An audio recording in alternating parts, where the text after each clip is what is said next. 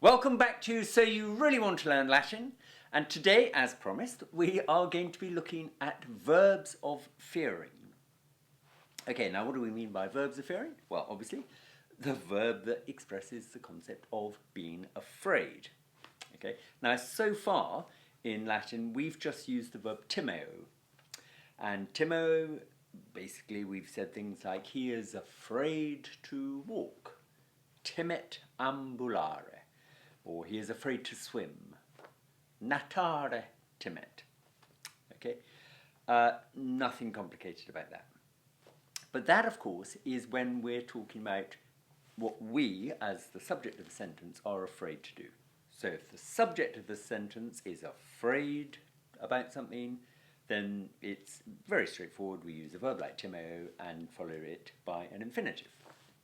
Okay, however, if what we're actually afraid of is what someone else is going to be doing, then the whole construction changes. We still use, a verb of fearing, which could still be timeo. But instead of just using a straight infinitive for what it is one is afraid to do, we use ne or ne known followed by the subjunctive. Now that ne known is particularly peculiar, but let's just have a little look at how it works, and we'll see if it's as odd as it sounds.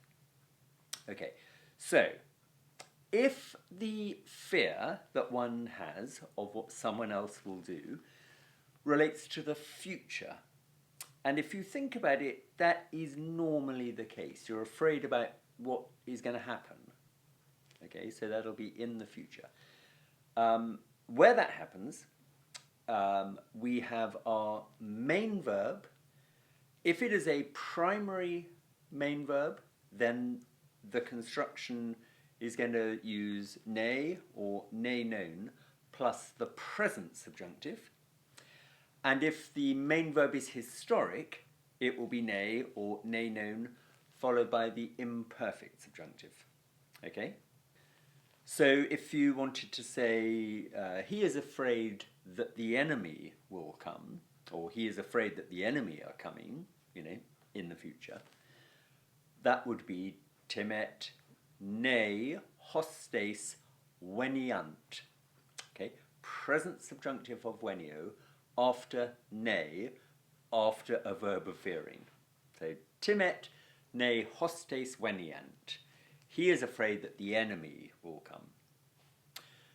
Or if we wanted to say he was afraid that the enemy would come, that would be timebat ne hostes venierent. Okay, imperfect subjunctive.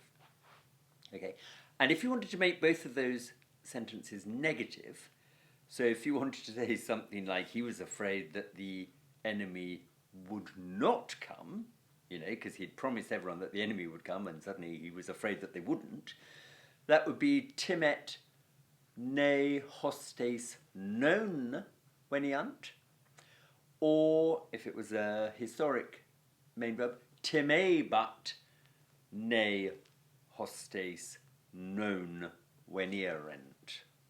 Okay? So that's where we get this kind of ne followed by known. It looks a little bit peculiar until you get used to it, because you kind of think of ne as being, in a sense, a kind of negative word normally. Okay, now if the fear relates either to the present or the past, then what happens is we still use a verb of fearing followed by the subjunctive, but the tense of the subjunctive follows the same English tense, the same tense that we use in the English. Okay, so for example, you might have something like, he is afraid now, okay, in the present, he is afraid that the enemy have arrived. Okay, so that would be timet, okay, he is afraid now, timet, ne hostes, and we want now to say have arrived. That's the perfect tense in English, so we need the perfect subjunctive in Latin. Timet ne hostes venerint. Okay, perfect subjunctive of venio. Or you might say he feared that the enemy had arrived.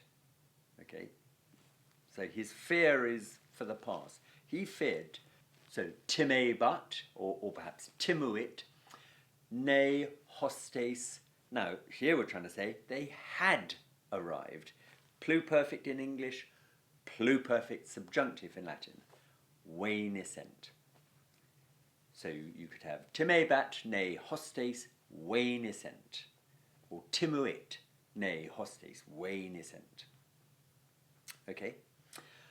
Now, just one extra thing to add, which is a dirty little trick really on the part of the Latin, and that is that although the main kind of construction for verbs of fearing is ne plus the subjunctive, or if it's negative, ne known plus the subjunctive, you are allowed, and you do see, instead of ne known, you use ut. Now, this is a really dirty trick because you end up with something that looks as if it means the absolute opposite of what it does mean. Okay? Now, this happens in particular after the verb wereor, which means I fear. Now, wereor is a deponent verb, and, you know, it's a very common verb, you'll see it a lot. But if you see something like verebatur ut hostes veniscent. Okay? Now, vereor, verb of fearing, followed by the construction for verbs of fearing, which is ne or ne known, plus the subjunctive. But instead of ne known, you sometimes use ut. Okay, so verebatur ut hostes veniscent means he was afraid that the enemy had not come, right? Now, unless someone told you that, you would, you know, guess. I don't like to use the word guess when we're talking about Latin, but you would kind of think it meant the opposite of that. It looks so much as if it means he was afraid that the enemy had arrived, but it doesn't mean that. Vereor, followed by ut, followed by the subjunctive, is what one is afraid has not happened. Okay? Really tricky little thing that, but, you know, you've just got to be on your toes. Okay, now, short lesson today. Verbs of fearing, followed by ne, if it's positive, or ne known, if it's negative, followed by the subjunctive. They normally relate to the future, okay? And when they relate to the future, you kind of follow the sequence of tenses. So if the main verb is primary, your subjunctive after the verb of fearing will be present subjunctive. And if your main verb was historic, the subjunctive will be imperfect. Okay? That's what you were afraid that someone else will do in the future. If, however, your fear for what someone else is doing relates to the present or the past, then you just use the verb tense in the subjunctive that marries up to the tense you're using in English, which normally is going to be a perfect subjunctive or a pluperfect subjunctive. He was afraid that they have arrived. He was afraid that they had arrived.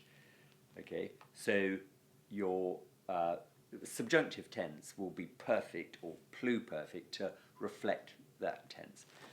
And then finally, the dirty little trick, particularly after vereor, you use ut instead of ne known, and it expresses the fear that something will not happen or have happened. Okay? Now, if you can hear a funny rumbling noise, it's not my tummy, it is the boiler. Okay? You can tell that we are just going into autumn, and the central heating is just beginning to kind of wonder whether or not it ought to be getting involved. And I'm afraid there's a terrible noise. it won't last long. It keeps turning off, actually, because it's perfectly warm enough. There it goes. Anyway, I just would warn you. Okay, now we're going to do some sentences, and we are going to go into Latin. I haven't done that for a bit. It's the best way of practicing. So we are in chapter 8 of book 3, and we're going to have a little whack through exercise 8.10. Okay, so the first one is nice and small. They are afraid to come to Rome. Okay, they are afraid to come to Rome. So the people being afraid are also the people doing the thing that they are afraid of. Okay, so no funny construction required. They are afraid to come to Rome. Romam venire timent. Okay, now the second one, they are afraid that the enemy may come to Rome. Okay, so now we're afraid of what someone else is up to. Okay, so they are afraid that the enemy may come to Rome. Don't worry about the word order for now, we'll just do it as we go. Timent, that the enemy may come to Rome. Ne hostes Romam veniant. Present subjunctive of venio, because it is a fear for the future, and the fear for the future, which is all about the enemy coming to Rome, follows a main verb which was primary. They are afraid. Now, in terms of word order, there's not really a lot you can do about that. I mean, I'm always a bit sort of reluctant to put my main verb as the first verb in a sentence. Trouble is, you can't really do anything else, because if you put timent right at the end, your kind of first word would have to be ne, and you wouldn't really want to begin a Latin sentence with the word ne. It just sort of wouldn't look right. So I think we'll just stick with what we did. Timent, ne hostes, Romam veniant. Okay, now third one, we were afraid that the soldiers might not defeat the Carthaginians. Okay, so if we go timebamus, we were afraid that the soldiers might not. Now we're going to be going ne followed by non. So timebamus ne milites poinos, there the object, and then might not defeat superarent, okay, imperfect subjunctive. So timebamus ne milites poinos non superarent.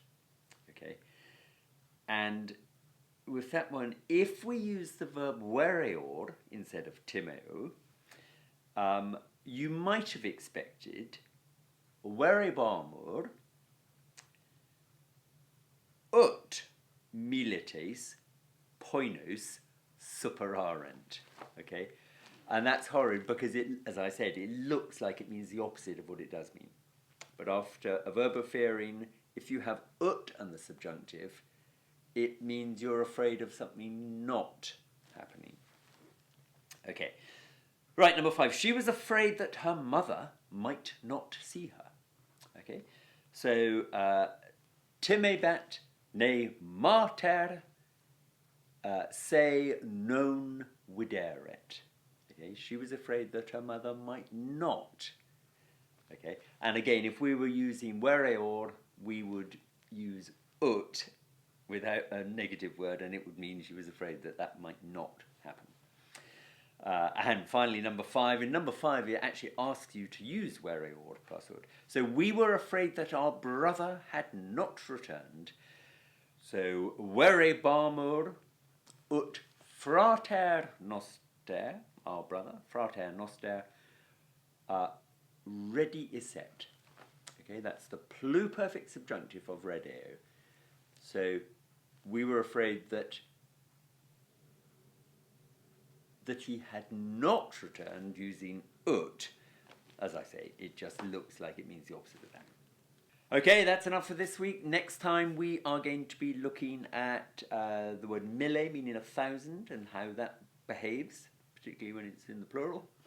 We're going to look at price and value, and then that will be it for chapter 8. We will be kissing goodbye to chapter 8, and we will be on the final 2 chapters of this course.